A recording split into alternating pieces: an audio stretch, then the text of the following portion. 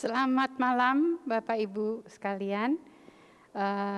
Saya bersyukur hari ini bisa berkesempatan untuk membahas tentang suatu tema, yaitu keluarga yang inspiratif.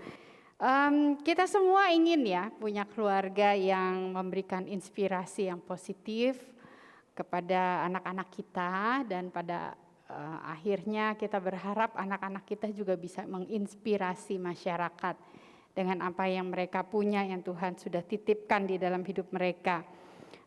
Saya yakin saudara hari ini datang dengan harapan demikian juga ya, bahwa saudara ingin mendapatkan sebuah inspirasi untuk kemudian nanti bagaimana menjadi orang tua yang inspiratif, sehingga anak-anak kemudian menjadi anak-anak yang mempunyai inspirasi dan juga bersifat inspiratif. Dan kita juga tentu tidak mau keluarga kita menjadi keluarga yang pasif, keluarga yang seolah-olah tidak berguna dalam masyarakat begitu ya, apalagi keluarga yang meninggalkan kepahitan, luka-luka atau kenangan buruk ya.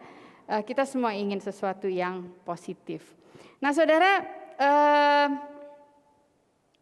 berapa masalah yang ada ya di belakangan ini di kalangan anak-anak yang saya coba amati, khususnya setelah pandemi ya.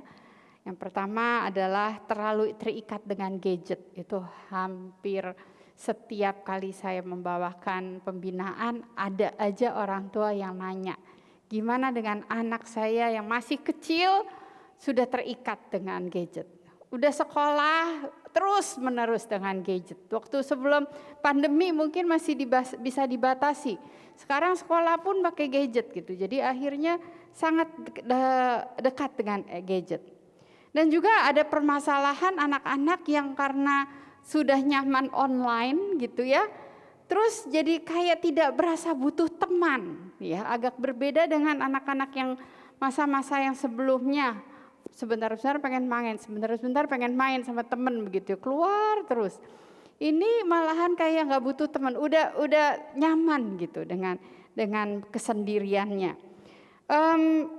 Anak-anak yang susah fokus, saya rasa bukan anak-anak aja sih yang susah fokus ya, ibu-ibu juga ya.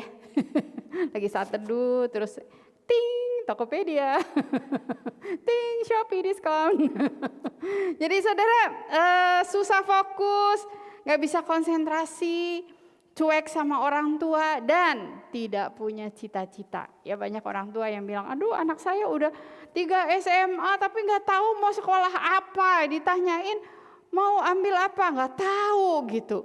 Gimana udah waktunya udah mesti daftar universitas.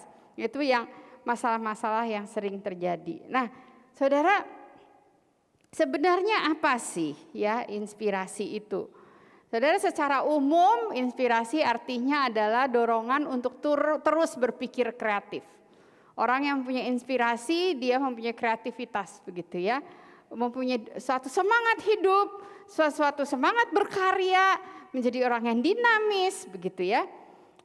Di dalam konteks kekristenan mungkin lebih dalam lagi, inspirasi itu adalah hikmat yang lahir dari keterlibatan Roh Kudus. Ya, jadi bukan melulu datang dari dirinya sebagai manusia, ya mungkin pemikiran daripada humanis berpikir semuanya adalah karena kemampuan diri, tetapi di dalam pengertian kekristenan ada yang lebih dalam lagi gitu ya.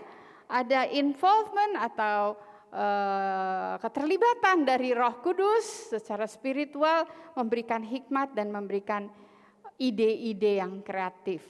Nah saudara, saya ingin memberikan beberapa contoh keluarga yang inspiratif ya, hanya sedikit aja karena waktu kita terbatas ya. Contohnya saudara, keluarga Abraham. Keluarga Abraham ada keluarga yang mendapatkan inspirasi dari Roh Kudus, dari Allah yang memberikan perintah untuk keluar, dan ada satu tindakan yang out of the box, yang berbeda dengan keluarga-keluarga yang lain, karena Abraham kemudian pergi ya, mengajak keluarga besarnya, maksud keluarga besarnya adalah keluarga dalam arti household, jadi pembantunya, budaknya, ternak-ternaknya dibawa begitu ya keluar ya, kemana? Ke tempat yang tidak diketahui. Nah ini sesuatu yang out of the box. Ya, apakah saudara pernah mengalami itu? Kami pernah tuh, tahun 2011. Suami saya kemudian mengatakan, yuk saya kan pengen sekolah. Terus suami saya bilang, oke, kita sekolah. Terus dia berhenti kerja. Duing, orang bingung. Kini tiba-tiba lagi kondisinya baik-baik aja, kenapa berhenti gitu ya. Suami saya mau menjelaskan bagaimana. Masa dia menjelaskan saya dapat panggilan gitu kan, susah jelasinnya. Akhirnya dia bilang, saya mau nemenin istri saya sekolah. Terus orang-orang bilang, oh dia ikut istri. Suami ikut istri. Padahal dia mau sekolah ambil Master of Education gitu ya, mau belajar lagi. Saudara, ini adalah satu langkah. Kemudian Abraham juga mau menyelesaikan sebuah masalah yang cukup pelik gitu ya. Bagaimana dia harus bagaimana nih, ada pilihan ya. Lot mesti memilih siapa dulu yang milih, gimana pembagiannya begitu. Nah saudara, ini adalah satu ide saya rasa setiap keluarga akan mengalami itu pada saat misalnya pembagian warisan gitu ya. Ataupun anak udah kawin terus mau diapain gitu ya. Mau ngasih rumah atau ngasih pekerjaan atau bagaimana, butuh hikmat. Yang terakhir saudara, ujian imannya. Ini adalah sesuatu yang sangat-sangat inspiratif buat kita semua. Seorang ayah yang susah punya anak, udah dikasih anak, terus anaknya mau diambil sama Tuhan. Terus apa yang dia lakukan? Dia ajak itu anak jalan berdua gitu ya. Bujang-bujangnya ditinggal, terus diajak. Saya rasa di dalam perjalanan berdua itu ada personal talk ya, men's talk antara ayah dan anak, berbicara tentang apa yang akan dihadapi nanti di puncak gunung. Pemikiran ini saya dapat dari pendeta Yong Tik Kyuk. Ya, dia bilang kalau tuh Abraham enggak dari dulu mempersiapkan anak, masa waktu mau dipersembahkan dia lari-lari gitu ya, uber-uber tuh anak, ayo naik, kan jadi kayak ayah yang kejam mau ngebunuh anaknya kan. Jadi Pak Yong bilang, saya percaya Abraham tuh sudah mempersiapkan anak, dan ketika pada harinya dia benar-benar ambil waktu untuk ngomong, selama ini kita hidup karena anugerah gitu ya. Papa juga dapat kamu karena anugerah. Nah sekarang Tuhan minta kamu. Dan Papa percaya bahwa Allah itu adalah Allah yang bisa melakukan segala perkara. Kalau Allah yang menganugerahkan kamu, Allah juga bisa membangkitkan kamu. Mau gak kamu memberikan dirimu untuk dipersembahkan? Ya kira-kira begitu ya. Kemungkinan ini kan penafsiran ya saudara ya. Tapi ujian iman dan apa yang Abraham lakukan ini, bagaimana Abraham taat. Dia bukan ayah yang kejam, dia adalah ayah yang mengasihi anaknya, tapi dia lebih mengasihi Tuhan. Sehingga dia mau melakukan hal tersebut. Ya, kemudian saudara, yang kedua adalah keluarga Naomi ya. Keluarga Naomi juga keluarga yang inspiratif. Walaupun Naomi juga seperti Abraham juga punya kelemahan ya. Naomi juga pernah punya kelemahan keluarganya, di mana pada saat kelaparan terus dia pergi gitu kan ya, meninggalkan Bethlehem. Tapi saudara, kita bisa lihat pengaruh imannya Naomi sehingga Ruth mengikuti. Saya bahas tadi dia di kebaktian pagi. Dan bagaimana kemudian kita lihat Naomi itu adalah seorang mantu yang penuh perhatian gitu ya. Dia mendahulukan Ruth dan juga mempunyai daya juang ya. Sehingga ini menginspirasi masyarakat. Masyarakat waktu lihat Naomi itu bilang, itu tuh Naomi. Dia memang hidupnya susah. Tapi saudara, Naomi yang hidupnya susah, yang pahit ya, si Mara ini disorot oleh masyarakat. Tapi juga masyarakat kemudian melihat sampai ada kasih anugerah, sehingga lahirlah Obed, ya cucu yang begitu ditunggu-tunggu. Nah saudaraku sekalian, ini adalah inspirasi yang luar biasa. Yang terakhir saudara, keluarga Ayub. Ya makin lama makin susah ya kayaknya ya. Tetapi saudara, di dalam kisah Ayub ini, ya mungkin ada beberapa yang mengatakan ini tokoh sungguhan atau tokoh figuratif, ataukah ini adalah parable. Tetapi John Piper ya kalau nggak salah, dia meyakini ini adalah tokoh yang historical. Nah saudara, yang kita lihat dari keluarga Ayub, si Ayub sebagai seorang ayah, dia adalah ayah yang setiap malam mendoakan anak-anaknya. Dia takut anak-anaknya ini berdosa. Dia memperhatikan kekudusan anak-anaknya. Dan dia adalah orang yang setia sekalipun sendiri. Walaupun anak-anaknya sudah tidak ada diambil sama Tuhan. Sekalipun istrinya tidak mendukung dia. Tapi dia tetap, sekalipun sahabat-sahabatnya tidak mengerti dia. Tapi dia tetap, dia bilang, I know my Redeemer liveth. Saya tahu juru selamatku hidup. Imannya kepada sang juru selamat itu menjadi sesuatu yang inspiratif. Dan menginspirasi semua orang yang percaya dari zaman ke zaman. Saudara melihat tokoh-tokoh ini hanya sedikit segelintir. Masih banyak lagi tokoh-tokoh di dalam Alkitab yang sebenarnya memberikan kepada kita banyak sekali inspirasi. Bagaimana kita menjadi seorang orang tua bagi anak-anak kita. Bagaimana menjadi orang tua yang menginspirasi anak-anak kita untuk hidup beriman pada Tuhan. Nah saudara, saya mau menyimpulkan atau menyarikan secara praktis 8 kriteria orang tua yang inspiratif. Ya saudara, memang saya harus akui ini bukan berdasarkan penelitian, tetapi lebih ke arah observasi. Namun ini sebenarnya sebagai sumber penelitian yang bagus ya. Kalau saudara-saudara ada yang mau masuk saat, mengambil MTH, ambil tesis, boleh pilih salah satunya ini bagaimana meneliti. Sebenarnya apa sih kriteria orang tua yang inspiratif itu? Nah saudara, berdasarkan observasi saya ya, yang pertama adalah orang tua yang suka bercerita. Bukan cerita supaya sembarang cerita, tetapi sejak anak-anak masih kecil, masih balita, masih batita, sudah diceritakan cerita-cerita Alkitab, cerita-cerita teladan yang baik, bahkan menceritakan pengalaman hidup pribadi yang bisa dipelajari oleh anak-anak ya. Nah saudara, kenapa saya mengatakan orang tua yang suka bercerita adalah orang tua inspiratif? Karena di usia anak-anak itu anak-anak sangat butuh teaching. Anak-anak sangat butuh informasi, kebenaran-kebenaran, value yang ditanamkan oleh orang tua. Karena itu sejak dini sebenarnya orang tua itu harus tanamkan. Karena bagaimana dia mendapatkan kebenaran kalau mereka tidak terbiasa untuk mengetahui kebenaran tersebut. Nah saudara, orang tua yang suka bercerita waktu anak-anaknya masih kecil, waktu anak-anaknya sudah besar, anak-anaknya remaja, cenderung anak-anak juga masih bisa ngobrol dengan orang tua. Ya, orang tua yang tidak terbiasa sejak anak kecil untuk cerita begitu ya. Waktu anak-anak remaja rikuh, apa sih namanya, garing gitu ya, mau ngobrol kayak bingung mau ngomongin apa. Nah gimana waktu udah dewasa? Nah itu sebabnya saudara banyak keluarga-keluarga yang kondisi komunikasinya itu jadi parah gitu ya. Karena apa? Karena dari kecil orang tua tidak terbiasa cerita untuk anak. Suami saya waktu punya anak masih kecil, masih bayi sekali, saya sediain ya, kalau ibu-ibu tuh mestinya nyediain ya, bukan hanya nyuruh-nyuruh tapi sediain gitu ya, sediain bahannya. Suami saya kadang-kadang udah capek bekerja gitu ya, terus dia cerita Daud dan Goliat, tuh anak minta lagi. Ulang lagi Daud dan Goliat.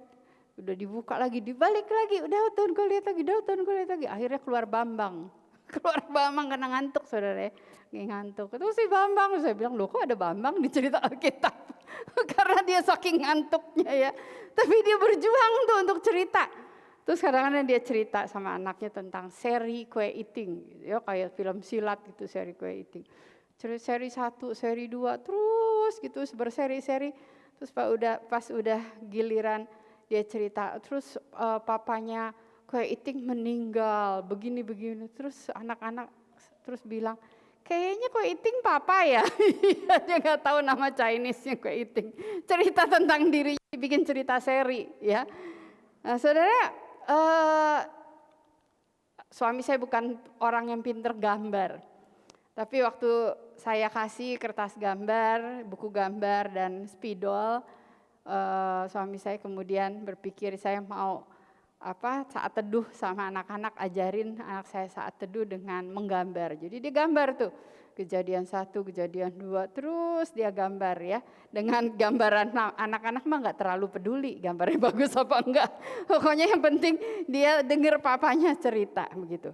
Nah saudara, ini adalah satu kebiasaan yang harus ditanam. Dan di dalam Ulangan udah dibilang kan, waktu lagi duduk, berdiri, bangun, berbaring begitu ya. Nah ini salah satu yang di Sahabat Kristus kami buatkan family altar buat keluarga-keluarga, dan kemudian orang tua belajar bercerita. Tapi jadi bareng-bareng semua papa-papa, mama-mama sama-sama cerita-cerita yang sama kepada anak-anak di dalam family altar. Jadi bapak-bapak yang gak gitu bisa cerita, terus ngelihat bapak-bapak yang lain yang gak gitu bisa cerita, terus cerita gitu ya.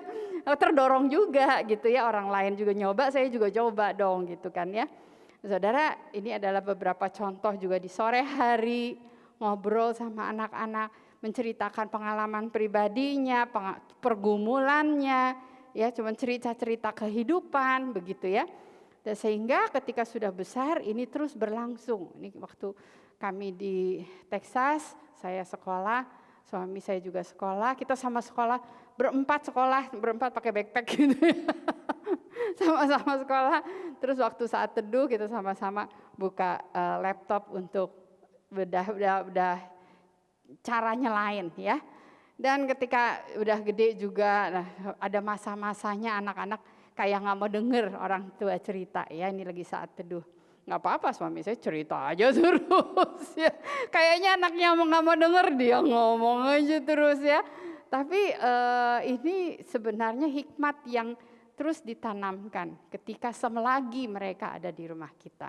Yang kedua saudara, orang tua yang inspiratif adalah orang tua yang adalah teman bermain yang menyenangkan. Saya mau tanya, siapa di antara saudara yang suka main sama anak? Tangan. Oke, siapa lagi? Adakah lagi? Puji Tuhan. Jangan keraskan hatimu.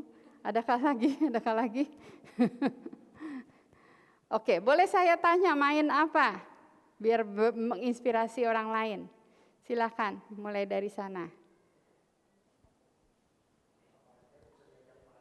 Apa aja bisa di lari. Oh, oke. Oke, thank you. Masak nasi goreng, lari-lari gitu. Indomie masaknya jam 10 malam gitu ya. Ada lagi yang lain? Tadi siapa yang angkat tangan? Oh, Bapak yang baju biru belakang.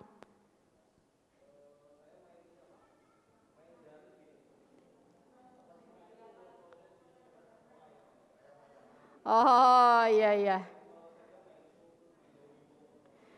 Ya, kalau pas lagi nunggu dokter di jalanan itu permainan yang sangat praktis ya, karena nggak usah bawa-bawa, ada di jari kita ya.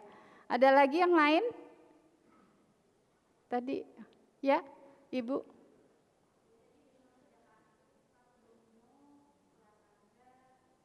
Oh ya, board game ya. Ya, oke. Ada lagi yang lain? Main apa lagi?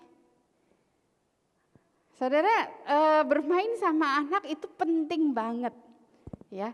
Kadang-kadang mungkin di gereja kurang ditekankan karena ngerasa itu kan sesuatu yang biasa gitu ya, sesuatu yang nggak rohani. Saudara, anak-anak belajar dari bermain, segala macam pelajaran, belajar untuk bersosialisasi, belajar menerima kekalahan, belajar berjuang, belajar menghargai orang lain. Belajar untuk mengerti suatu rules atau prosedur tertentu di dalam permainan. Itu banyak sekali sebenarnya unsur-unsur belajar, dan khususnya belajar untuk mempunyai komunikasi, koneksi hati dengan orang tua. Jadi saudaraku sekalian, orang tua yang senang main ya, dia akan bermain dengan senang, jadi menyenangkan, menjadi teman yang menyenangkan. Tapi kalau orang tua yang kalau diajak main, ya udah deh, cepet, papa udah ngantuk, udah capek gitu ya. Itu nggak menyenangkan. Main sih main, tapi nggak menyenangkan gitu ya. Nah saudara, orang tua yang inspiratif adalah teman bermain yang menyenangkan. Salah satu dari kakak ipar saya yang udah meninggal karena COVID. Dia adalah benar-benar orang tua yang orang dewasa yang sangat menyenangkan, bermain sama anaknya, bermain dengan ponakannya. Sehingga anak saya kalau dia datang ya main ya, terus pas dia pulang, wah dia nangis gitu ya, kehilangan banget gitu. Jadi pada saat dia meninggal kemarin karena COVID, wah banyak yang kehilangan. Karena memang dia adalah orang yang menyenangkan. Dan orang yang menyenangkan, yang disukai oleh anak-anak, cenderung value-nya itu ditangkap. Gak usah banyak ngomong, tapi mau diikuti, mau ditiru. Ya, ini kayaknya video ya. Bisa tolong di setel? Ya, ini salah satu murid di Sahabat Kristus, orang tuanya, ibunya sangat kreatif. Ini anak kedua. Dari anak pertama lahir sampai anak keduanya sekarang umur sekian ini, dia setiap hari ada aja tuh aktivitas yang dimasukin di IG, di Facebook ya. Saya ngelihat dia punya konten sangat menarik, selalu baru tiap hari dengan bahan-bahan yang sederhana, telur, kacang, air gitu ya. Ini rumahnya udah rada besar. Waktu anak pertama, dua lagi. ya, waktu anak pertama dia rumahnya kecil banget. Nah saudara, ada nggak saudara yang pernah kasih anak main begini? Butuh keberanian saudara, ya, butuh keberanian. Ini anak main begini nggak bahaya buat dia, nggak terluka, nggak bakal berdarah. Yang terluka hati orang ibunya, gitu ya. Gue beli telur mahal-mahal dia dihancurin. Bisa saudara coba pikir ya, saudara beli mainan yang pakai baterai, harganya sama telur kalau terus-menerus baterai lagi, kabel, charger, mainan yang mahal. Kenapa saudara nggak mau spend untuk hal-hal seperti ini yang sangat natural ya? Dan saya lihat ini padahal anak laki kan ya, kalau kemarin ini kakaknya anak perempuan, terus utak-utik di rumah yang sangat kecil gitu ya, mainin segala yang mamanya sediakan, mungkin karena anak perempuan. Tapi ini anak laki gitu ya. Nah kenapa dia bisa fokus, dia bisa menikmati, ya bisa enjoy dengan aktivitas itu? Karena rutin, konsisten, dari kecil terus begitu menjadi lifestyle di dalam hidup mereka gitu. Nah saudara, suami saya bukan tipe laki-laki yang suka main, yang suka kreatif, yang suka outbound begitu, yang enggak. Dia engkau biasa. engkau biasa gitu ya, yang ya kerjaannya ya mikirin bagaimana investasi lah apa gitu kan ya. Tapi dia berjuang untuk menjadi seorang ayah. Dan saya sangat menghargai ya. Saya kadang-kadang saya sediakan aja tiker, saya sediakan mainan sore-sore. Yuk Pak main sama anak-anak gitu ya. Udah deh, terus dia liatin anaknya main, coba untuk masuk bermain dengan anak-anak ya. Walaupun dia nggak seru-seru amat, main basket. Dan saya lihat ini satu komitmen ya dari dirinya. Walaupun dirinya sendiri sih nggak terlalu sportif ya. Maksudnya kan ada tuh bapak-bapak yang memang suka olahraga, sepedaan apa segala. Suami saya bukan tipe yang begitu. Tapi dia lihat anaknya perlu, jadi dia temenin. Suatu kali pernah pulang dari bisnis trip gitu ya, dia cukup capek. Kemudian pas pulang saya lihat dia terus, dia lihat anaknya main, dia buka baju. Yuk dek main, saya tahu dia capek. Tapi saya sangat menghargai. Saya rasa ya ibu-ibu setuju nggak? Anda tambah sayang sama suami kalau suami sayang sama anak kita, benar nggak? Amin? Ada amin? Siapa yang mengatakan amin? Kok nggak ada yang ngomong amin? Amin? Amin. Ya sekali lagi ibu-ibu amin? Amin. Bapak-bapak amin? Main lu nanti ya anak-anak ya. Jadi teman bermain yang menyenangkan sampai besar. Ya ini suami saya dari kecil, dari TK anaknya suka main catur, diajarin anaknya main catur. Pertama-tama main caturnya pion-pionnya ditaruh di sini tuh, main lari-lari gitu kan ya. Terus diajarin, oh catur taruhnya di sini. Terus ini pion taruhnya di sini, jalannya begini, jalannya begitu. Sampai anak udah besar, baca sendiri buku-buku catur, dia pelajari sendiri. Sampai sudah besar ketemu sama papanya, "Pak, yuk main catur." Kemarin dia udah menikah ya. Anak saya udah menikah. Terus waktu kita datang, dia pesen, "Pak, jangan lupa ya bawa catur kita yang di rumah." Jadi sekarang catur kami sudah ada di rumah anak saya yang sudah menikah. Nah, saudara, bermain dengan anak-anak juga akan menyenangkan jikalau kita juga bisa main sama teman-temannya. Ya. Nah, ini adalah kelompok KTB kami yang udah dulu ya. Jadi ini masih kecil-kecil tuh anak-anak ya. Sekarang anak saya yang ini udah berjenggot. udah kumisan, umur 22. Ini waktu mereka masih kecil. Nah, seperti saya katakan, suami saya itu bukan orang yang outbound segala macam, tapi mau belajar. Nyemplung di air sungai, camping, hiking sama anak-anak begitu ya. Nah, itu akan mendorong anak-anak yang tadinya diem main game aja gitu. Dia mau coba. Karena apa? Ada teman-teman. Ada family friend ya. Nah, saya sangat mendorong saudara, dari hari ini saudara udah teman-teman udah pada datang nih ya. Bikinlah kelompok. Yuk kita ke Bandung atau yuk kita kemana, ajak anak-anak. Kita camping semalam 2 malam gitu ya. Hal-hal seperti itu saudara banyak manfaatnya ya. Nah, juga ketika kita sudah bermain banyak kegiatan dengan anak-anak, sehingga ketika kita ajak anak-anak pelayanan, mereka juga melihat itu sebagai sesuatu yang menyenangkan. Ya, jadi kami ajak anak-anak di KTB-KTB untuk melayani bersama gitu ya. Supaya anak-anak bukan hanya senang-senang tapi juga memberikan hidup untuk orang lain. Kita bawa ke ini di Jompo, panti Jompo, anak saya belajar untuk main boneka gitu ya. Jadi saudara, bermain dengan anak butuh komitmen ya. Dan waktu untuk ini sebenarnya sangat singkat. Masa bisa bermain sangat terbatas. Ada waktunya. Ada expire date-nya. Anak ini kemudian besar, mereka dewasa sibuk dengan pekerjaannya, gak punya waktu lagi bersama kita untuk main gitu ya. Sama seperti halnya hidup kita juga terbatas saudara, bukan hanya anaknya yang terbatas, gak bisa punya waktu main lagi sama orang tua karena dia udah gede misalnya ya. Tapi kitanya juga terbatas, dulu kita bisa lari-lari ya seperti bapak itu ya, main bola. Saya selalu sediain bola bayi di rumah, jadi bisa main di dalam rumah. Kalau pakai bola karet semuanya pecah gitu kan ya. Jadi bola bantal begitu ya, mereka main begitu. Tapi saudara kan ada waktunya, lutut kita sakit, punggung kita pegel gitu ya, udah bukan muda lagi. Jadi waktu bermain itu anugerah.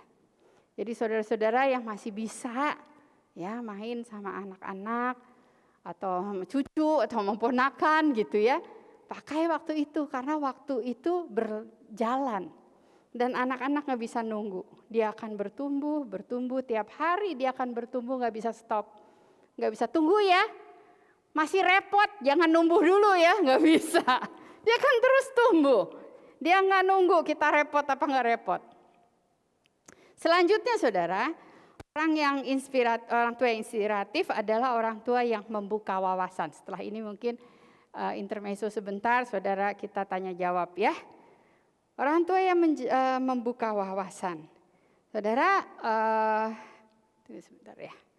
Ya, ngobrol-ngobrol dengan anak itu sangat, tadi udah kita mulai dari cerita, bermain, itu sebenarnya tahap-tahap kemudian bisa ngobrol sesuatu yang lebih dalam dan menolong anak-anak kemudian melihat yang lebih luas.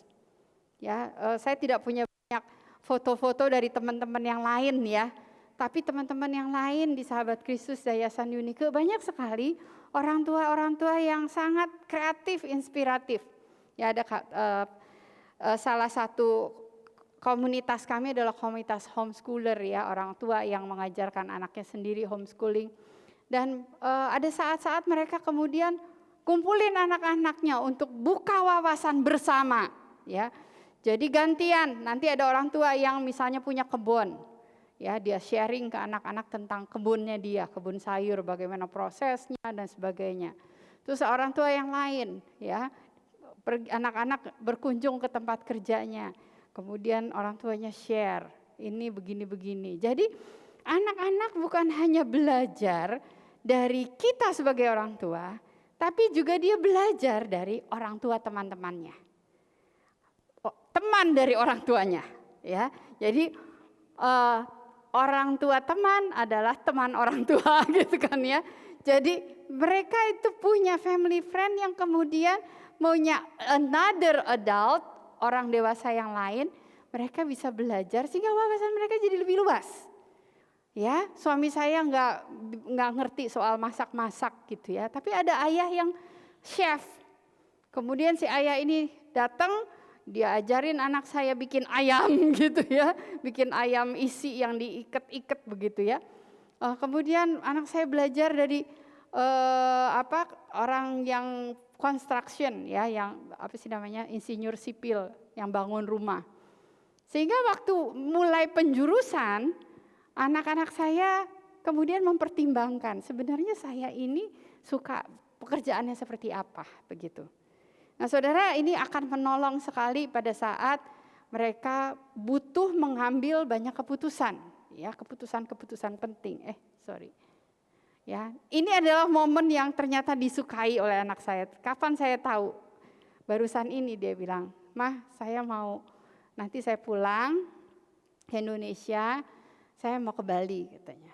Oh, oke. Ini dulu nih sebelum dia kuliah ya. Saya potret dia ngobrol sama papanya.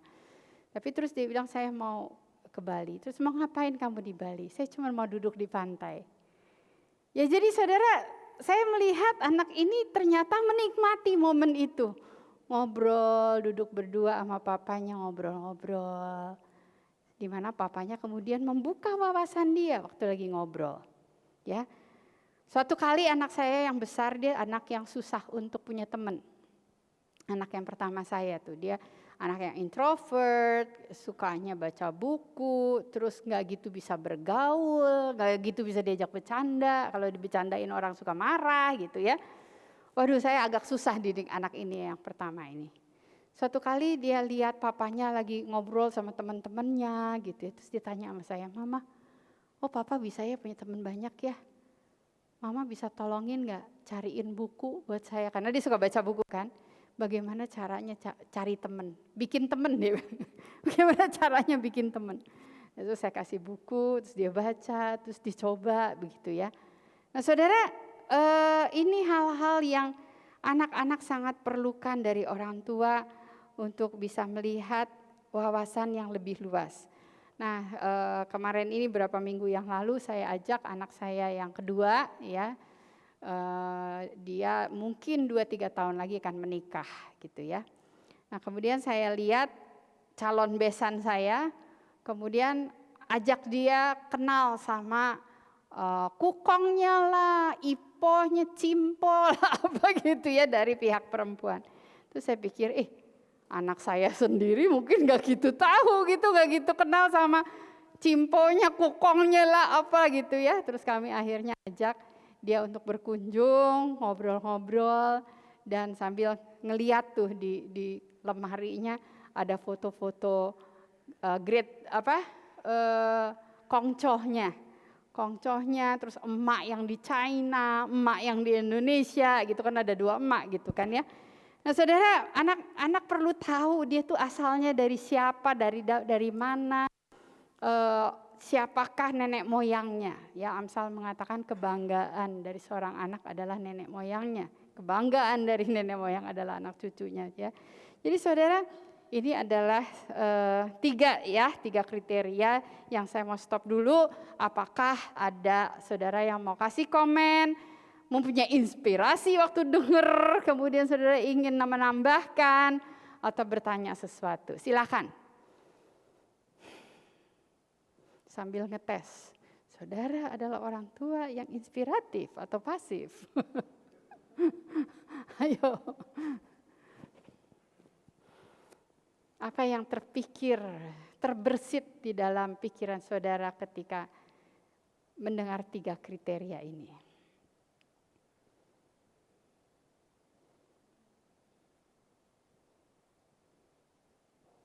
Saya aja, Bu. Iya. Tadi kan kalau di poin pertama kan tentang bercerita kepada anak ya. Pertanyaan pertama saya, ada 2. Yang pertama kan mungkin sekarang kan perubahan zaman ya Bu Ane ya, dengan media sosial, iPad dan lain sebagainya gitu, YouTube, dan mungkin orang tua itu kadang-kadang pulang kerja dengan banyak kegiatan sudah lelah.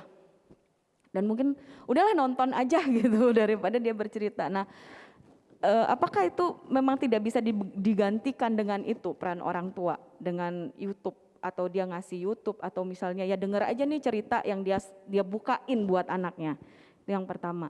Yang kedua, bagaimana kalau misalnya ada orang tua yang memang dari kecil, ini anak sudah remaja nih sekarang, tapi udah telat nih kan berceritanya kan, kalau Bu Ana bilang kan dari kecil membuka wawasan mereka dari mereka kecil.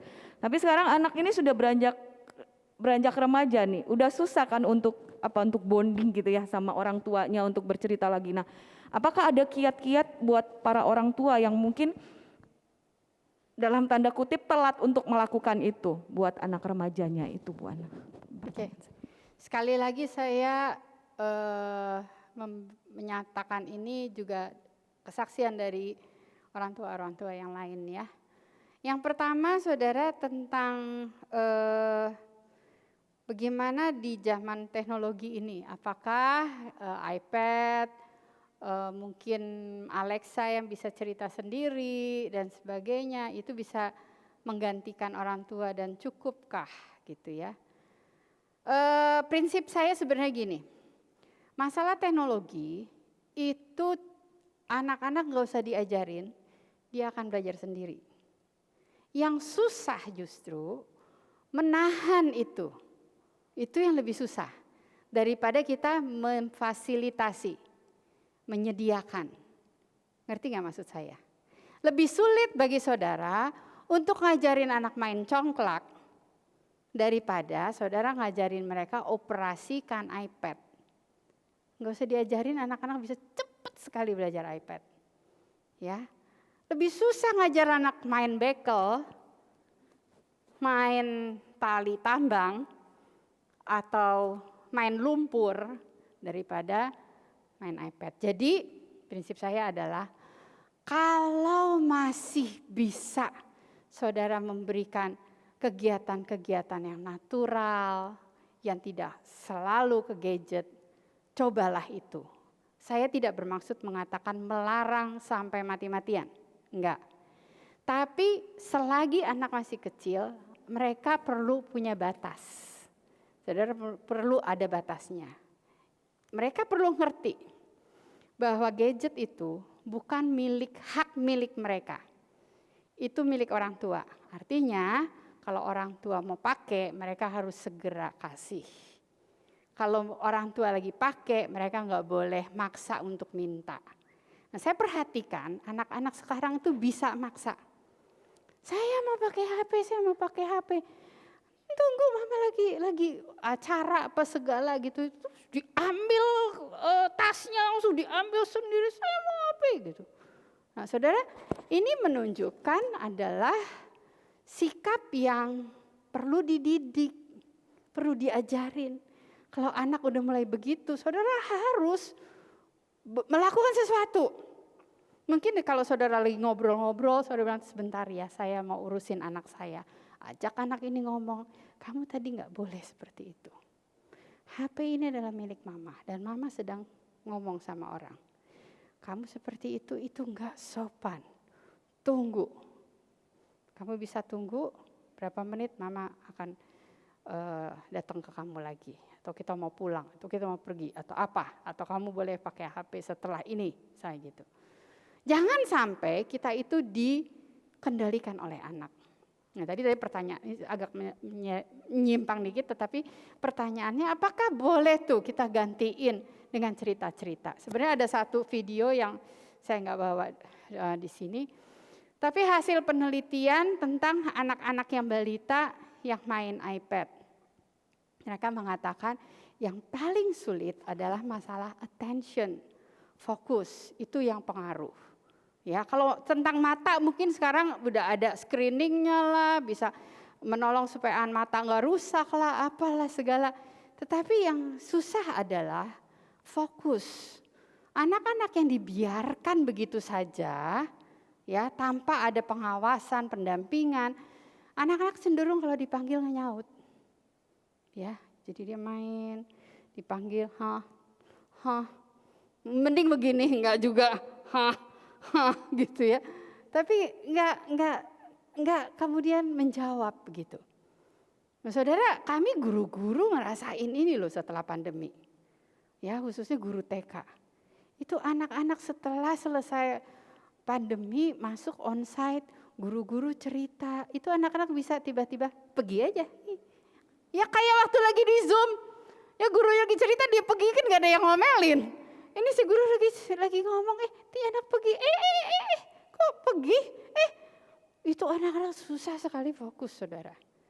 Kenapa? Karena mereka seolah-olah bisa mengendalikan semuanya sendiri. Itu masalah dari gadget. Kita yang kendalikan semua. Segala sesuatu dalam hidup ini saya yang kendalikan, termasuk siapa? Orang tua mau dikendalikan. Nah, jadi saudara, ini hati-hati. Bukan hanya masalah informasi dari cerita itu sendiri. Waktu kita bercerita tuh saudara. Waktu kita bercerita kita bukan bermaksud untuk menumpahkan informasi cerita itu ke kepala anak-anak. Enggak. Kita sedang membangun bonding dengan si anak, dengar suaranya. Bukankah waktu lagi kita hamil ya saudara ya? Ada nggak saudara waktu lagi hamil, saudara terus bacain cerita untuk si bayi, walaupun dia nggak ngerti, tapi dia dengar suara ibunya ngung gitu kan, atau ibunya nyanyi, atau ibunya ngomong sama anak ini. Begitu juga waktu lagi kita cerita, bapaknya cerita, anak-anak mengenali suaranya, intonasinya, mengenal ayahnya kalau intonasinya kayak gini tuh rasanya kayak apa, kehangatan, kedekatan, itulah yang penting, gak bisa digantikan. Nggak bisa digantikan. Tapi boleh nggak anak-anak dengar atau nonton? Boleh. Boleh sambil didengar, kita sambil ceritakan. Itu kan itu alat bantu yang lebih bergerak daripada buku misalnya. Ya. Terus yang kedua, remaja. Saudara waktu lagi pandemi, lockdown, punya nggak pengalaman terpaksa musik sama anak? Punya nggak?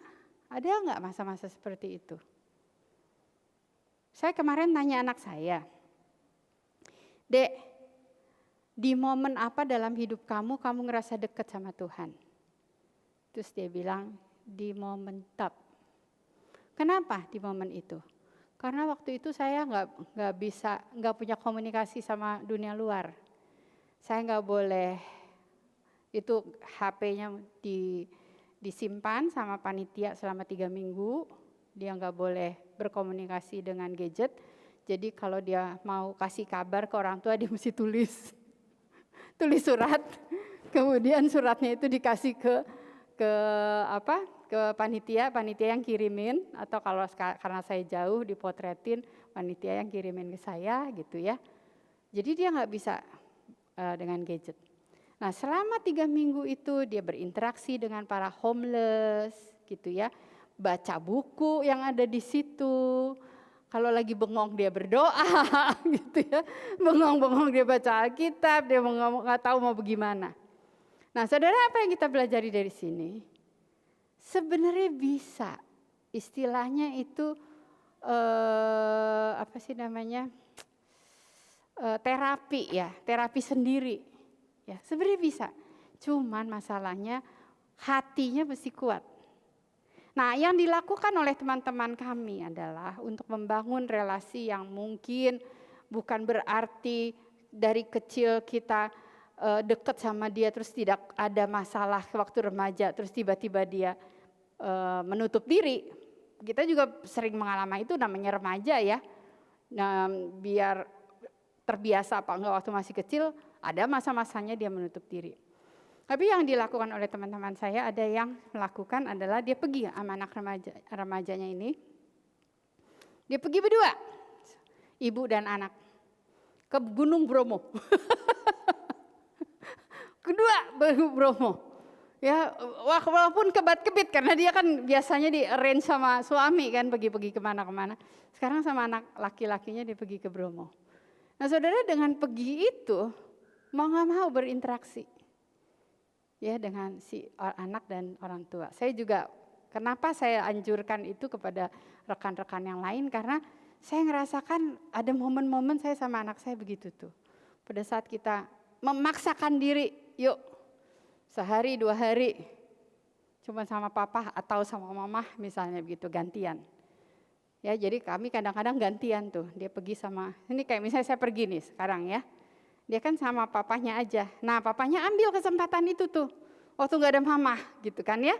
Waktu papanya gak ada, saya ambil kesempatan berduaan sama dia.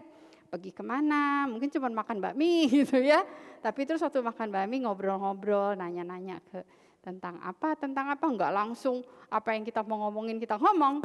Tapi coba untuk ngobrol-ngobrol dulu. Ada momen-momen bisa terbuka gitu. Ya jadi remaja terlambat enggak belum. Karena apa? Kayak Amsal bilang, selama masih ada di dalam rumah ayahku, dalam naungan ibuku, hikmat itu bisa diserap gitu.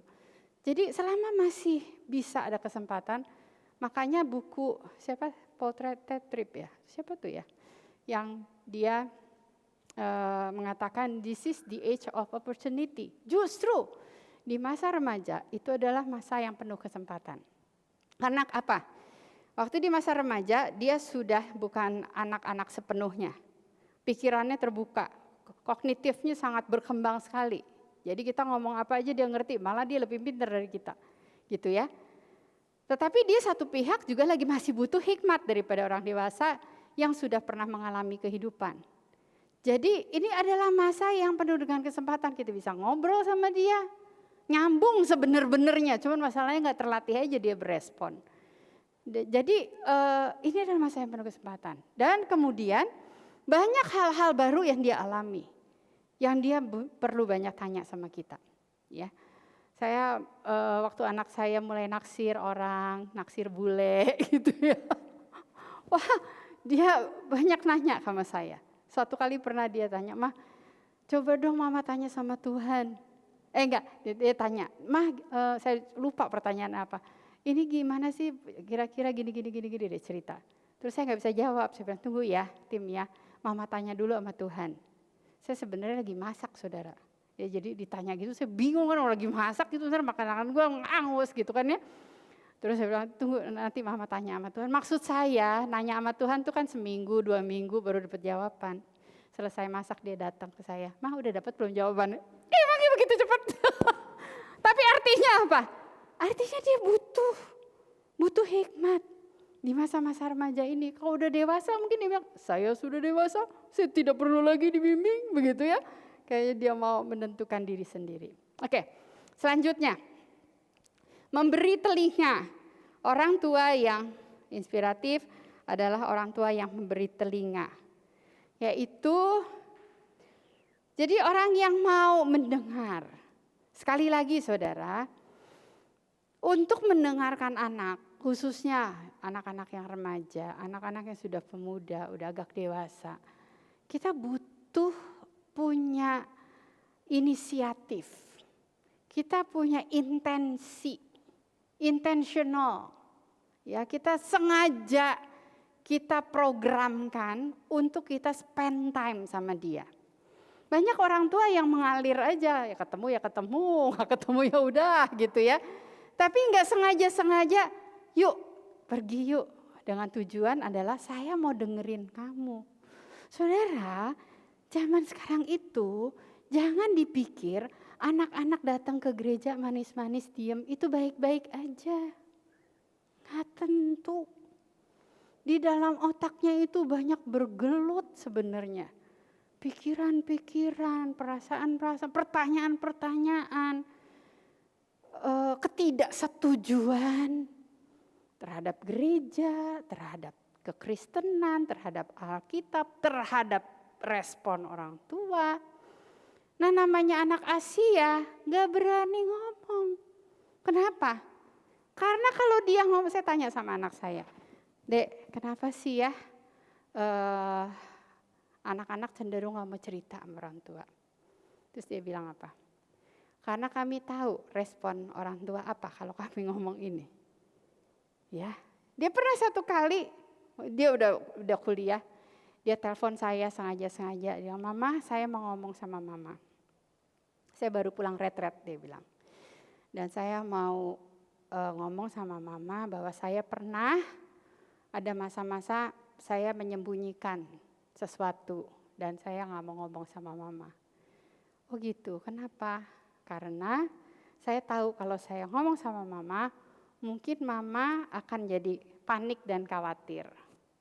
Atau Mama jadi takut, jadi susah hati gitu. Nah saudara, ini yang kita perlu aware ya. Kenapa anak-anak gak mau cerita? Itu bukan karena apa-apa saudara. Mereka udah kenal kita. Dia udah tahu nih. Mamanya kalau diomongin apa, Mah saya senang sama nggak bakal anak ngomong begitu. Palingan bilang, dia cakep ya. Kamu demen ya? Kecil-kecil jangan pacaran. Udah dia nggak cerita lagi habis itu. Ya, karena dia tahu, udah tahu. Ya jadi saudara, belajar untuk mendengar itu nggak gampang. Saya mau ceritakan sesuatu kepada saudara. Ntar aja deh terakhir.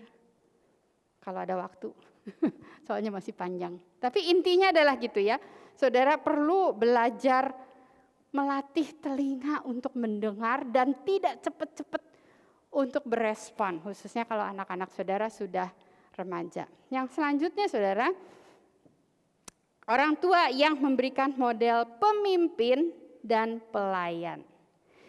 Saya ngomong begini khususnya bagi saudara-saudara yang aktif, memimpin. Saudara mesti hati-hati. Maksudnya begini, anak-anak itu sangat melihat orang tua utuh. Dia tuh nggak bisa misahin misalnya waktu papa di mimbar atau papa mimpin ya di gereja, itu sama di rumah itu dipisahkan. Enggak, ya nyatu. Papa yang di sini adalah papa yang di rumah. Nah kalau ya papa yang di sini sama yang papa di rumah beda, itu menjadi persoalan. Nah saudaraku sekalian, saya punya teman kenal ya orang ini, Pak Dodi dan Bu Yani. Dia yang bersama-sama mendirikan Yayasan Unike bersama-sama saya, sekarang Pak Dodi jadi ketua. Nah salah satu yang saya lihat saudara dari teman saya ini, dia tuh kalau melayani itu benar-benar sepenuh hati. Kalau saudara sekali-sekali ya, datang atau kalau misalnya tim Unike sempat melayani bersama-sama dengan saudara, saya sendiri sebagai sahabat yang udah bertahun-tahun saya sering terkagum-kagum dengan orang ini. Saya bilang, kamu tuh wanita 1000 nyawa ya. Yang namanya melayani Tuhan tuh benar-benar all out, semangat ya, nggak kenal lelah dan mau melayani. Sebagai pemimpin tetapi benar-benar membasuh kaki dalam artian figuratif ya, melayani orang lain. Nah anak-anaknya belajar. Saya terus terang saudara, saya nggak seberhasil dia dalam hal ini. Ya, saya ada banyak kelemahan, tetapi sekali lagi yang saya bawakan adalah apa yang saya observe dari beberapa teman saya dan salah satunya ini. Saya minta kepada kedua anaknya yang sekarang sudah dewasa untuk memberikan kesaksian khusus buat saudara. Ya, jadi kemarin malam mereka rekam. Boleh dinyalakan? Halo Om Tante, aku Elis, ini Koko Daniel. Mungkin untuk bagaimana kita mulai pelayanan itu dari kebiasaan keluarga gitu ya. Jadi dari nilai keluarga yang Pak Mama udah tentuin ke kita. Pak Mama orangnya yang aktif pelayanan dan melibatkan kita juga untuk pelayanan dari kita kecil. Jadi dari kecil tuh kita udah biasa dan udah terlatih gitu untuk ikut pelayanan, ikut bantu-bantuin di SK gitu dan lain-lain.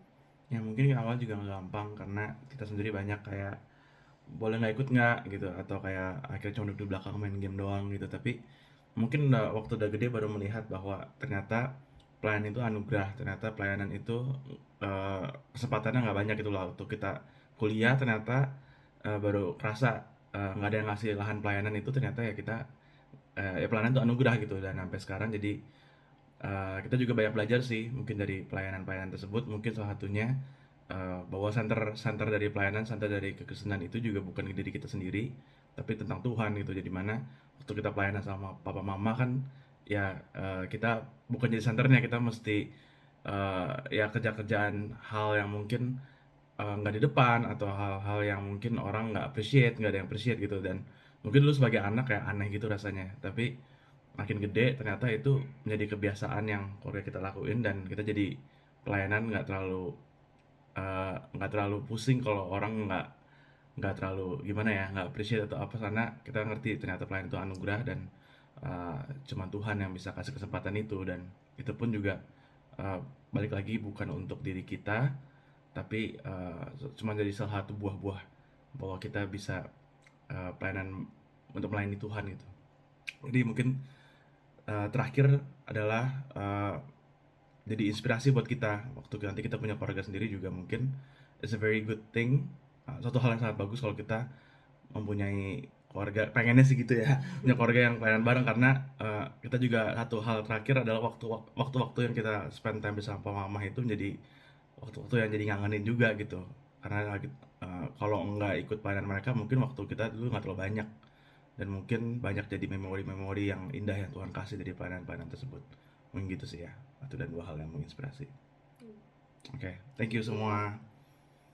Jadi saudara, yang kita lakukan dalam pernikahan kita juga menginspirasi anak-anak kita untuk pernikahan mereka. Bagaimana mereka mencari jodoh. Kalau mereka melihat ayahnya adalah ayah yang menyayangi istrinya, ya, memimpin tapi juga melayani keluarganya. Dia lihat ibunya adalah ibu yang menghormati suaminya, mempunyai hormat juga kepada Tuhan.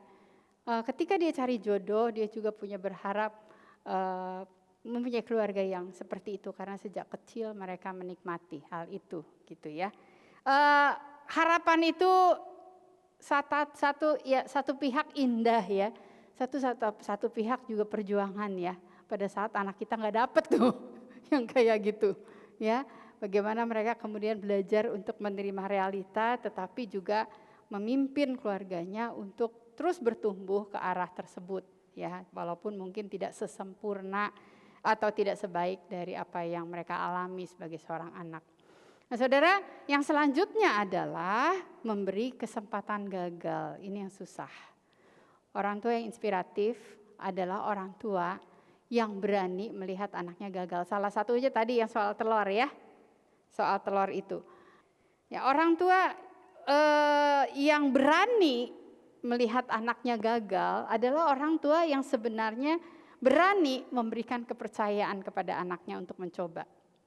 Nah, saya mau tanya pada saudara, seberapa banyak saudara memberikan kepada anak-anak kepercayaan dan yang punya resiko untuk gagal.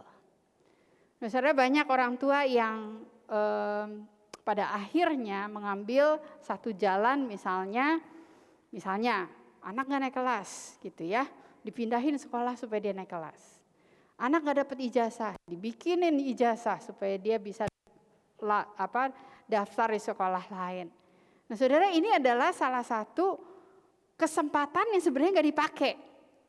Lebih gampang melatih anak untuk sukses sebenarnya saudara, daripada melatih anak untuk menghadapi kegagalan. Anak yang bisa tahan untuk menghadapi kesusahan dan bisa melaluinya, ya, melalui masa-masa sulit itu bersama-sama dengan orang tua dan tidak menjadi depresi. Ya, mungkin ada depresi sebentar, tapi kemudian belajar beriman, percaya kepada Tuhan. Nah, saudara, banyak kisah-kisah ya. Saya sebenarnya sebagai dosen, saya sering minta mahasiswa saya sebelum masuk kelas, saya minta mereka ceritakan masa kecil kamu, khususnya di kelas pelayanan anak. Nah mereka cerita gitu, ada beberapa cerita-cerita dari mahasiswa-mahasiswa yang juga menceritakan tuh bagaimana dia mempunyai orang tua yang memberikan kepadanya bimbingan pada saat gagal. Ya, ada yang sebaliknya begitu. Jadi saudaraku sekalian, ini akan menginspirasi anak-anak ketika mungkin bukan dari si orang tuanya yang ngajarin begini, tapi kesempatan dia berjuang itu menjadi kesempatan mereka mendapat inspirasi dari Tuhan sendiri, dari pengalaman berjuang itu sendiri. Ya, yang selanjutnya saudara, orang tua yang inspiratif adalah orang tua yang memberi arah. Ya, maksudnya adalah anak-anak itu walaupun sudah dewasa, mereka tetap butuh diarahkan. Ya, nah sekali lagi saudara, sebenarnya yang saya susun adalah bertahap ya, dari bercerita, bermain, bla bla bla bla sampai kemudian memberi arah. Orang tua nggak bisa memberi arah kepada anak-anak kalau ini belum terbangun gitu ya. Bisa tapi mungkin sulit begitu ya, perlu perjuangan. Memberi arah dalam artian gini, kita sudah terlebih dahulu menjalaninya. Kita sudah pernah menjalaninya, khususnya saudara di dalam hal percintaan misalnya contohnya. Kami di Yayasan Unike kerjasama dengan Saat, kami sedang mengerjakan satu proyek dengan gereja-gereja yang mau melakukan pemuritan keluarga, yaitu mempersiapkan anak-anak untuk ikut camp anak-anak remaja tentang masalah percintaan. Nah, salah satu konsep yang dipakai adalah orang tua kan pernah ngalami nih, ya. Pendidikan seks yang dilakukan di luaran banyak yang sifatnya informatif. Seks begini, seks begini, cinta begini, segini, itu semuanya informatif. Tapi saya melihat dengan informasi-informasi itu ada backfire-nya, yaitu anak-anak jadi takut kawin, ya, atau anak-anak jadi takut menceritakan hal tentang seks kepada orang tua karena ngerasa seks itu jorok, seks itu dosa, seks itu ini begini begitu, gitu. Itu yang saya perhatikan. Jadi akhirnya kami memutuskan bagaimana kita coba approach pendidikan ini bukan dari bahaya-bahayanya mulainya, tetapi kita mulai dari desain Allah yang indah. Desain Allah yang indah yang Allah pertama-tama tunjukkan kepada anak-anak sekolah. Yang pertama-tama adalah dari mana? Dari pernikahan kedua orang tuanya. Pertanyaannya adalah, pernah enggak kita ceritain ke anak-anak kita keindahan dari percintaan kita, gimana kita mulai ketemu, mulai berpacaran, mengatasi masalah, gimana Tuhan ada di dalamnya, begitu. Sehingga anak-anak melihat bahwa cinta itu indah.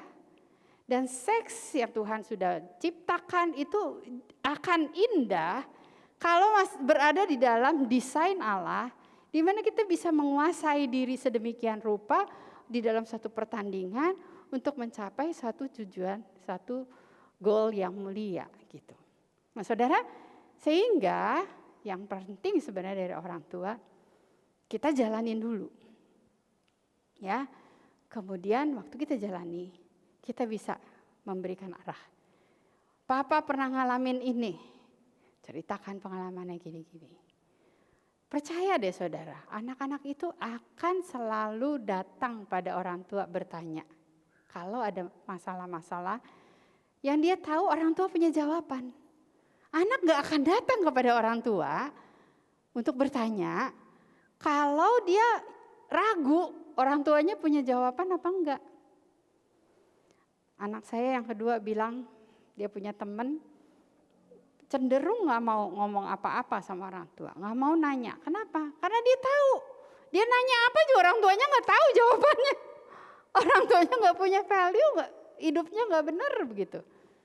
Nah saudara, jadi orang tua yang inspiratif memberikan inspirasi pada anak-anak yang lagi mampet pikirannya adalah orang tua yang bisa memberi arah. Kemarin ini anak saya telepon dengan excitement, dia bilang, "Pak, saya ditawarin pekerjaan yang jauh lebih baik. Ada headhunter yang nawarin pekerjaan saya dengan gaji 50% lebih gitu, 2 kali lipat. Dengan jabatan yang baik dan dengan pekerjaan yang saya suka, lebih suka dari sekarang gitu. Bapaknya dengerin, oke, seolah-olah dia sudah mengambil keputusan ya. Kalau menurut kamu gimana? Ya menurut saya mau ambil apa enggak ya Pak ya? Dia ternyata ada galaunya juga gitu ya.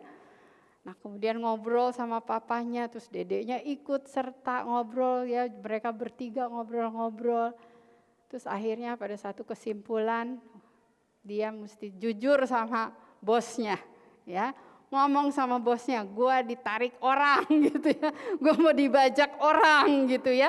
Saya sebenarnya senang kerja di sini. Wah, ada juga yang ketidakpuasan, jujur terus terang.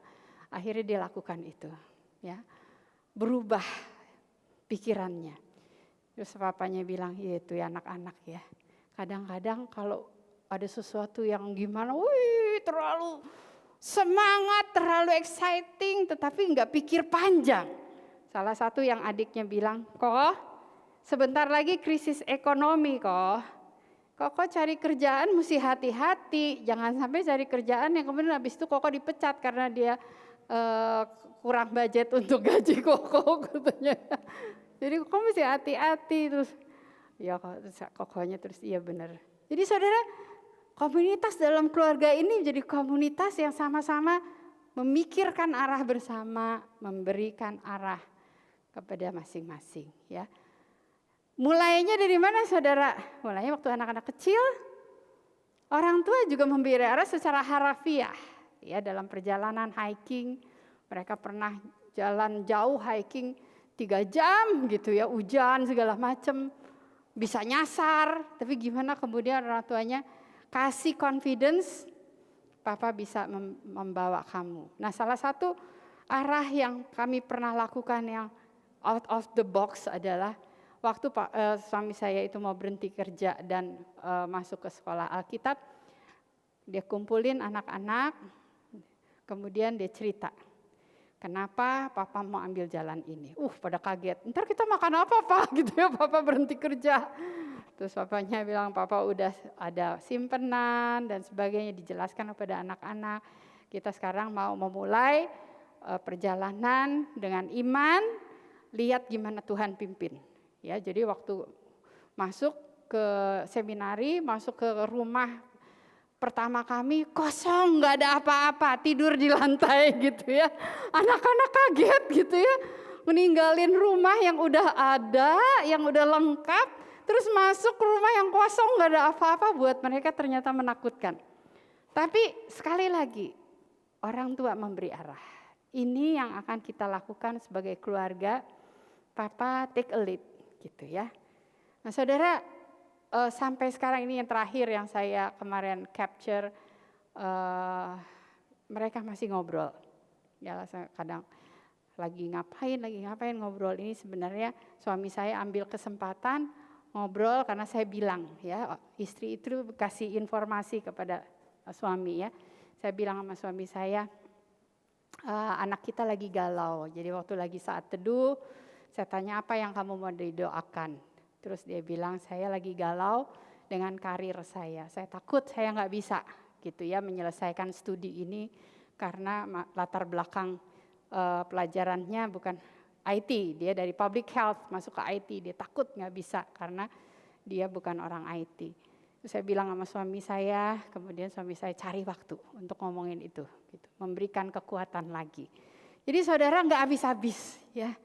Nggak habis-habis menjadi orang tua bagi anak-anak kita sudah dewasa pun dan menikah pun tetap butuh orang tua yang memberikan inspirasi kepada mereka. Yang terakhir, orang tua yang inspiratif adalah orang tua yang setia dan tangguh.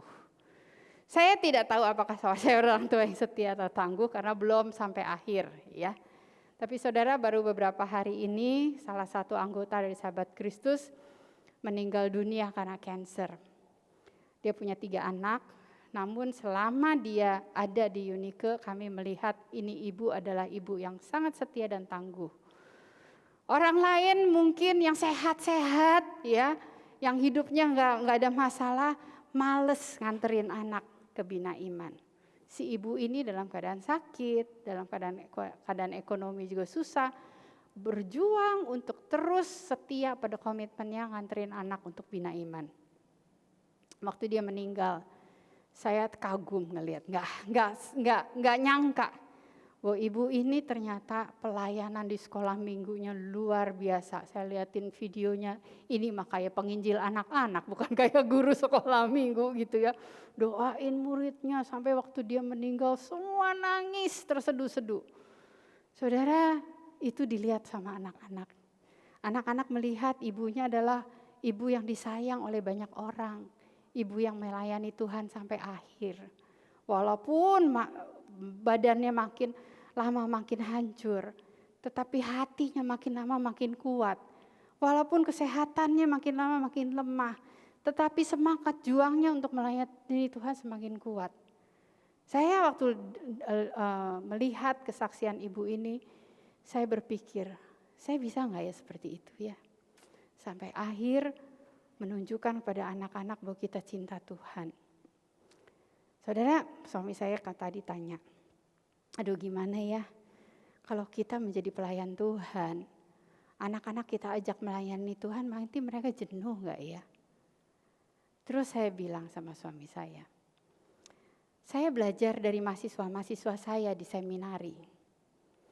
Ketika masa-masa remaja, masa-masa anak-anak, banyak dari mereka yang gak bisa terima orang tuanya melayani. Khususnya yang full time sebagai pendeta. Ada yang mengatakan, waktu saya kecil, papa mama saya gak kasih saya mainan. Digajinya terbatas, kalau dapat viatikum suka dikasih ke orang lain gitu ya. Hidupnya untuk orang lain terus, bukan buat anak begitu. Itu menjadi pergumulan buat mereka, saya gak bisa berenang. Mau berenang sebentar, udah mau berangkat berenang, ada ibu-ibu datang nangis-nangis, konseling dulu gak jadi berenang gitu ya. Wah itu berat sekali saudara, jangan salah loh saudara. Pendeta-pendeta itu punya anak-anaknya susah sebenarnya. Tapi kenapa ini anak-anak ini terus sekarang jadi mahasiswa teologi? Ya kan? Yang saya pelajari adalah, saya persis kata Daniel tadi, setelah saya dewasa, saya mulai menyadari bahwa orang tua saya mencintai Tuhan. Karena itulah saya juga mau hidup mencintai Tuhan seperti orang tua saya. Saudara, jadi pada akhirnya saudara saya pikir orang tua inspiratif. Satu kuncinya, cinta Tuhan segenap hati, segenap jiwa, segenap kekuatan. Itu perintah Tuhan yang dititipkan kepada Musa untuk semua umat Tuhan, termasuk kita. Mari kita berdoa. Tuhan, terima kasih Tuhan sudah menginspirasi kami dengan firman-Mu, tokoh-tokoh Alkitab, dan juga orang-orang yang percaya di sekitar kami. Tuhan, kami berdoa supaya kami boleh diberikan kekuatan mencintai Tuhan segenap hati, jiwa, kekuatan. Kami percaya semakin kami mencintai Tuhan, kami pun mencintai keluarga kami. Kami percaya ketika kami mencintai Tuhan, anak-anak pun melihat cinta Tuhan untuk mereka. Terima kasih Tuhan untuk malam ini. Biarlah keluarga kami boleh mengalami kehadiran Tuhan yang menumbuhkan kami. Di dalam nama Tuhan Yesus kami berdoa. Amin. Baik Bapak Ibu Saudara, saya percaya bahwa malam hari ini kita sangat diberkati ya. Biarlah kita menjadi orang tua yang terus bertumbuh dan membawa anak-anak untuk melayani Tuhan. Bapak Ibu jangan bubar dulu ini. Kita masih punya waktu sebenarnya 10 menit.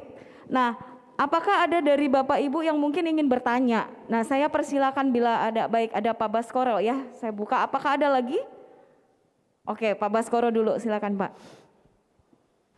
Selamat malam Bu, saya Baskoro. Saya punya anak perempuan umur 11 tahun. Mau 11 tahun. Nah, ada beberapa hal yang ingin saya tanyakan. Yang pertama adalah, jadi gini, akhir-akhir ini nih, saya rasain anak saya kok jadi pelupa ya apa-apa ya, gitu. Pelupa? Jadi pelupa. Ketika anak saya namanya Abigail, Gel, tolong papa ini ya, tolong papa ini. Misalnya saya kasih tugas lebih dari 2 aja, itu pasti ada 1 yang nggak dikerjain. Nah, yang saya ingin tanyakan, gimana kiat-kiatnya Bu untuk supaya dia bisa berubah? Karena sih udah dijelasin, udah diomongin, tapi ya saya rasain masih seperti itu, gitu. Terus yang kedua, saya ngerasa anak saya ini terlalu ngalah sekali dengan teman-temannya. Jadi dalam artian ketika dia disuruh apa sama teman-temannya, dia ngalah gitu. Dia jadi anak ini nggak bisa nolak gitu ke orang. Jadi apa-apa nurut gitu kalau disuruh temannya. Saya udah ajarin, kamu tuh harus bisa berani tolak orang gitu. Kamu tuh harus jadi pemimpin gitu. Saya pengennya dia jadi pemimpin ya walaupun dia perempuan. Tapi tetap aja susah gitu. Jadi kalau temannya ngomong apa, disuruh apa, dia selalu nurut gitu. Kayak takut sekali kalau sama temannya gitu. Itu saya pengen tahu kiat-kiatnya gimana Bu. Yang kedua. Terus yang ketiga, tadi Ibu berkata mengenai pendidikan seks ya Bu. Nah, itu kira-kira baiknya kita kasih dia tahu tuh umur berapa supaya dia mengerti.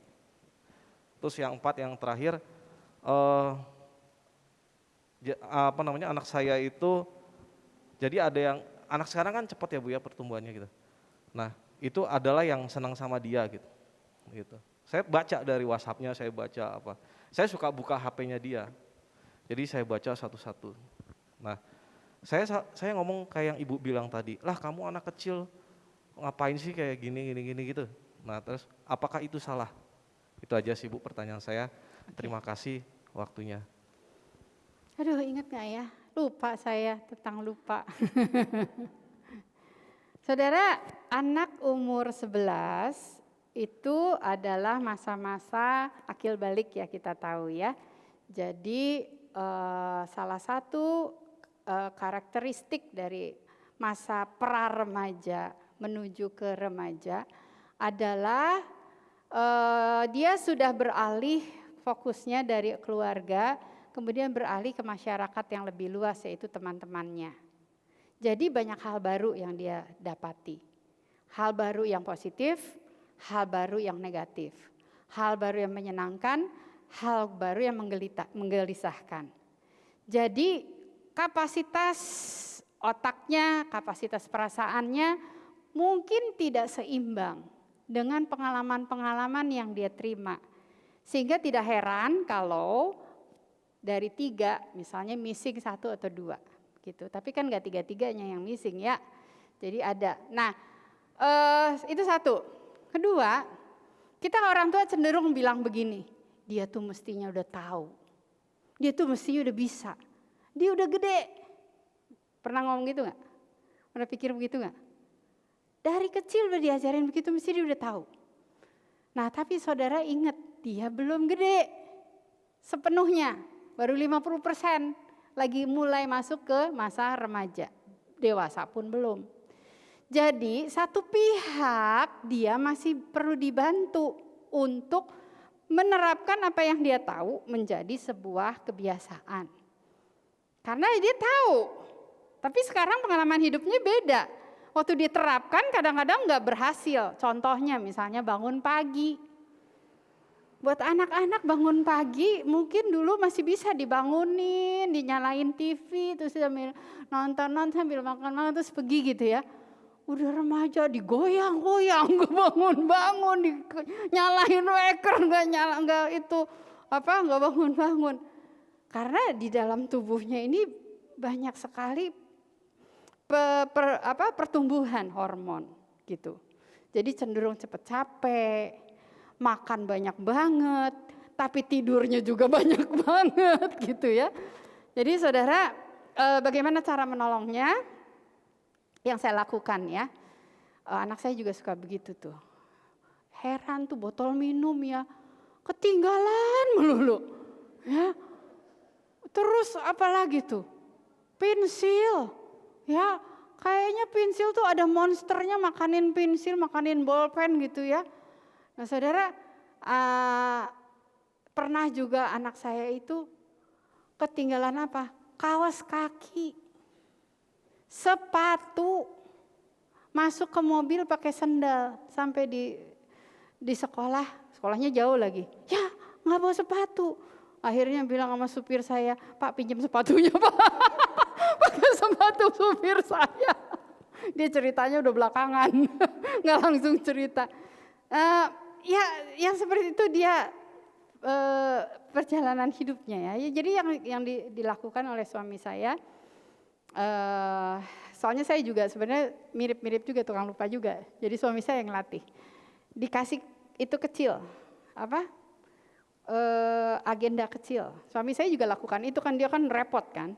Dia selalu di kantongnya itu ada agenda kecil. Jadi catetin. Kalau mau pulang sekolah dicek, udah ada nggak? Belum. Udah nggak? Belum gitu.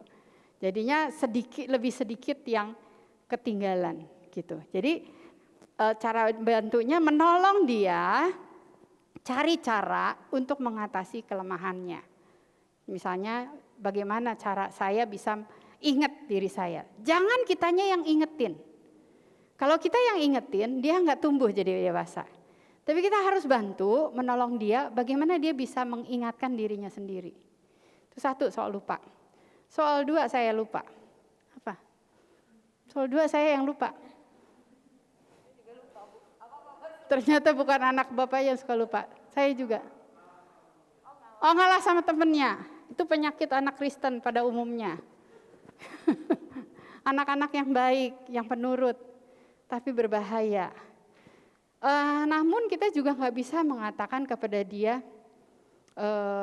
kamu jangan gitu sama teman kamu nggak baik, begini. Saudara, kita mesti tahu pergumulannya ya.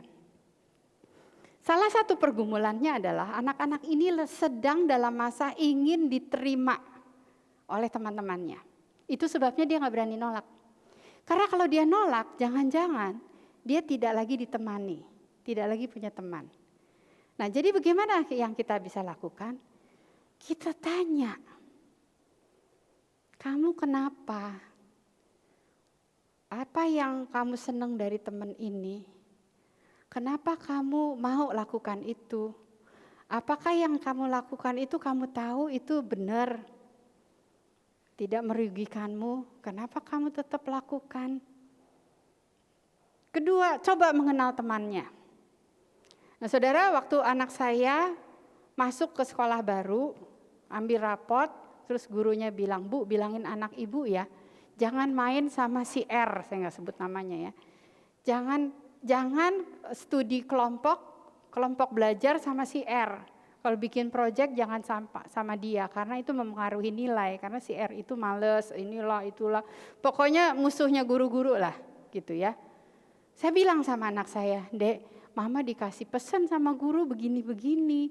Emang si R itu gimana, Dek? Terus anak saya cerita begitu ya, bahwa si R ini anak yang bagaimana dan dia mau punya teman yang bermacam-macam, gitu.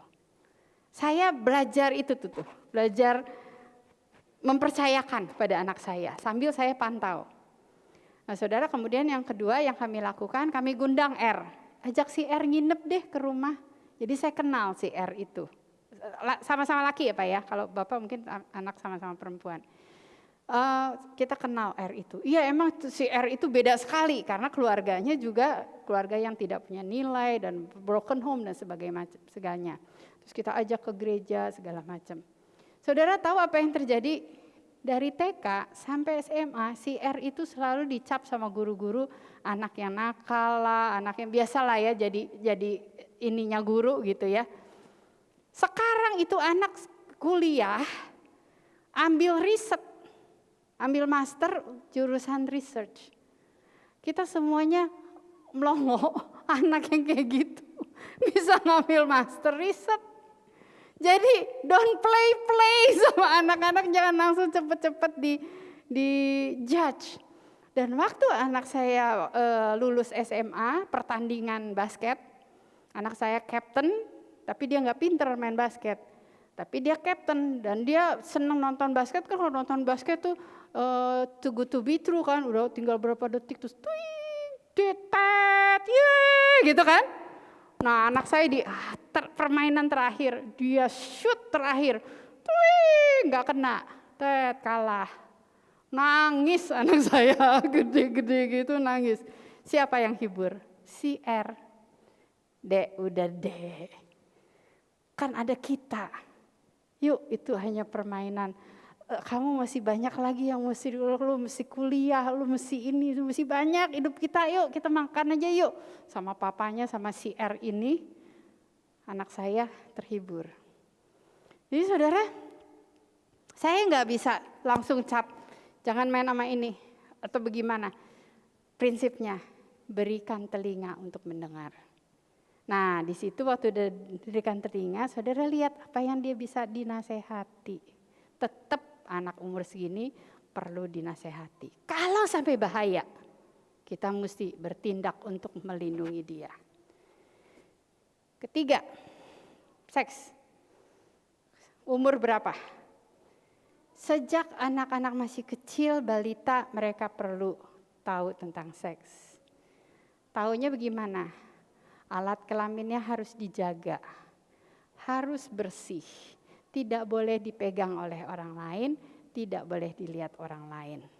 Kalau mandi, keluar harus dengan berpakaian, tidak boleh telanjang, walaupun mungkin masih kelas 6, biasanya anak kelas 6 masih belum tahu tuh. Tapi kelas 6 udah mulai tumbuh macam-macam kan. Tapi ada tuh anak kelas 6 telanjang keluar gitu, kita kelihatan bingung gitu ya. Mesti diajarin, mungkin kalau masih balita ya oke lah gitu ya. Tapi tetap mesti dijaga. Kenapa bilang itu bagian yang hanya boleh dilihat oleh kamu, hanya boleh dipegang oleh kamu. Ajarkan anak membersihkan, anak-anak TK membersihkan alat kelaminnya sendiri, cebok sendiri. Bukannya selalu dibantu, karena di sekolah nggak ada yang bantu. Nggak bisa saudara minta guru untuk cebokin anak. Terjadi banyak pelecehan seksual justru di sekolah. Jadi sejak kecil. Nah umur ini itu punya tahap yang lebih lagi tentang pergaulan. Prinsip saya untuk umur segini, berteman, pergi kemana-mana senantiasa 2+1, nggak boleh kurang dari 3. Pergi berdua, no. Kenapa? Bahaya untuk kamu. Ada jam, pulang jam berapa, itu target. Kalau perempuan, kamu mau pergi sama orang laki, mesti izin sama papa. Orang lakinya mesti datang sama papa. Saya juga ajarin anak saya yang laki begitu. Mau pergi ajak perempuan, pergi mesti izin sama papanya. Khususnya kalau dia udah mulai demen begitu ya. Mesti izin sama papanya. Karena anak perempuan itu ada yang punya. Yang punya siapa? Bapaknya, ibunya. Kamu tanggung jawab ngembaliin ke bapaknya, ke ibunya. Gak bisa seenak-enaknya ngajak, kita kan udah gede gitu ya. Gak bisa begitu. Itu sekalian menjawab pertanyaan yang keempat tentang anak laki yang demen sama dia. Pertanyaan Bapak, apakah perkataan saya salah yang tadi? Saya gak bisa bilang salah, gak enak hati, tapi yang kurang tepat gitu Pak. Ya, jadi intinya adalah kita mesti menyadari itu adalah perkembangan yang wajar dari pertumbuhan sosial anak. Anak kita mulai cantik, mulai disukai, dan hormonnya itu udah mulai ada pertumbuhan itu. Yang tadi laki-laki yang unyu-unyu gini-gini, tiba-tiba terus jadi demen walaupun gayanya masih unyu-unyu ya. Tapi anak-anak yang unyu-unyu bisa demen anak perempuan gitu ya.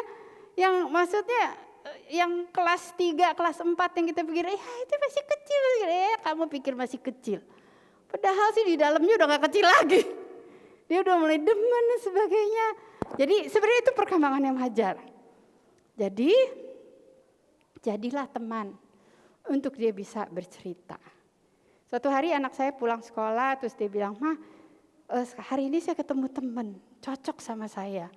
Dia punya banyak kesamaan dengan saya, gini. Saya udah mulai curiga. Pertanyaannya apa kira-kira? Coba. Hah? Iya, betul sekali. Kita orang tua ya Bu ya. Tos Bu. Sama. Pas denger langsung tahu pertanyaan, laki apa perempuan? Pas dia bilang perempuan langsung mesem-mesem. Dia mulai demen. Saudara, saya nggak bilang sama anak saya, jangan deket-deket, jangan pacaran. Nggak, saya nggak bilang. Tapi setiap kali pulang sekolah saya tanya, gimana sih? Saya sebut aja namanya ya. Gimana sih Angela? Oh gini cerita. Oh, saya dengerin gitu ya. Terus ada kesempatan, Dek mau lihat dong Angela seperti apa. Terus dia kasih lihat. Terus satu gereja kebetulan gitu ternyata ya. Pulang dari gereja kita ajak makan. Terus papanya bilang, yuk kita bikin yuk kelompok belajar belajar buku, studi buku. Bukan hanya dengan Angela, ada lagi yang lain. Terus kita bahas tentang purpose driven life. Ya nggak terlalu sering, tapi ada beberapa kali kita bahas sama dia, jadi mulai kenal gitu ya. Nah itu pengalaman dan ya kebetulan untuk anak ini dia terus gitu ya sampai sekarang masih terus setelah dia bersahabat kemudian dia minta untuk berpacaran. Sampai sekarang masih. Tapi anak saya yang pertama sama pendekatan saya. Terus ada saat-saat dia bilang, "Ma kayaknya nggak cocok Ma," gitu ya. Atau ada saatnya, "Ma dia kayaknya nggak berespon pada saya," terus nangis gitu ya. Ya putus cinta gitu ya. Padahal belum pacaran bener-bener sih, cuman udah ada harapan gitu ya. Ya saudara, inilah hidup anak-anak dan di mana kita berada, kita mendampingi mereka. Ya ada saat-saat kita mesti bilang, nggak cocok dia. Nggak boleh kamu sama dia. Akibatnya akan begini-begini. Anak pertama saya bilang begitu. Kalau kamu maksa terus berhubungan dengan perempuan ini, kamu akan susah. Karena anak ini begini yang mama lihat. Kamu mau dengar, mama bersyukur. Nggak mau dengar, tanggung akibatnya. Kamu sedia, kamu siap nanggung akibat begini. Marah-marah, tapi mama begini. Tapi akhirnya dia dengerin dia batasi juga. Pas udah lama dia bilang, bener juga kata mama. Ya, jadi saudara perlu mendampingi bersama-sama. Kasih lihat, bahaya, balik lagi. Ini coba yuk kita telusuri lagi. Yuk kita doakan yang ini, stop, jangan jalan. Nah itulah tugas kita sebagai orang tua, mendampingi anak-anak kita. Udah ya, cukup ya? Ya, baik. Terima kasih Bu Ana. Baik, kami udah ya, waktu kita sudah habis, mungkin kalau ada pertanyaan lagi boleh WhatsApp aja ke Bu Ana. Iya, kami dari hamba Tuhan, Majelis Jemaat dan juga Jemaat GKI mengucapkan banyak-banyak terima kasih kepada Bu Ana yang sudah berbagi berkat sepanjang hari ini di KU yang pertama, KU yang kedua juga malam hari ini di pembinaan dan itu sangat memberkati kami. Mari sama-sama kita berikan aplaus buat Bu Ana. Nah, terima kasih Bu Ana, Tuhan berkati pelayanan Bu Ana di depan. Bu Ana akan kembali ke Jakarta besok subuh ya. Mari karena itu saya mengundang kita semua bangkit berdiri, kita mau berdoa bersama-sama juga mendoakan Bu Ana. Bapa di dalam surga, terima kasih banyak untuk apa yang kami dengar pada malam hari ini. Biarlah itu menjadi bekal bagi kami untuk bersama-sama berjalan bersama keluarga, menjadi orang tua bagi anak-anak kami. Biarlah apa yang salah, apa yang belum benar Tuhan, kami boleh belajar malam hari ini dan kami boleh melakukannya. Karena belum ada kata terlambat ketika kami mau belajar, kami mau berubah sebagai orang tua. Dan tolong kami Tuhan, perjalanan kami mungkin masih panjang untuk mendampingi anak-anak kami. Karena itu berikan kami hikmat untuk belajar, untuk bertumbuh, untuk berjalan bersama-sama dengan mereka. Kami bersyukur malam hari ini sungguh kami diberkati. Dan bagi kami mungkin yang belum memiliki keluarga, biarlah ini boleh menjadi berkat bagi kami di kemudian hari ketika kami berkeluarga dan memiliki anak-anak. Terima kasih ya Tuhan, kami juga bersyukur untuk Ibu Ane yang berada di tengah-tengah kami dan besok beliau akan kembali ke Jakarta. Tuhan melindungi beliau di perjalanan, biarlah sungguh boleh sampai di rumah berkumpul lagi dengan keluarga dan menikmati sukacita dari Tuhan. Kami juga berdoa untuk pelayanannya, Tuhan juga berkati, baik itu di Yayasan Unike, di saat ataupun di gereja. Tuhan memberkati Bu Ane, biarlah Bu Ane semakin dipakai dengan lebih heran lagi dan boleh menjadi berkat bagi banyak orang, bagi banyak gereja. Kami juga berdoa untuk keluarganya, untuk suami, untuk anak-anak, untuk menantu. Tuhan juga memberkati keluarga mereka. Biarlah kehidupan keluarga dari Bu Ane dan Pak Christian boleh menjadi inspirasi bagi setiap keluarga-keluarga yang mereka layani.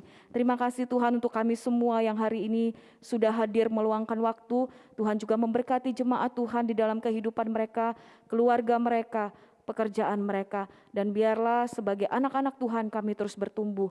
Dan sebentar kami akan pulang ke tempat kami masing-masing. Tuhan memberkati kami di perjalanan, dan biarlah sisa malam hari ini kami boleh menikmatinya bersama-sama dengan Tuhan. Terima kasih Bapa dalam surga, di dalam nama Tuhan Yesus kami sudah berdoa dan kami bersyukur. Amin. Selamat malam Bapak Ibu Saudara, Tuhan Yesus memberkati.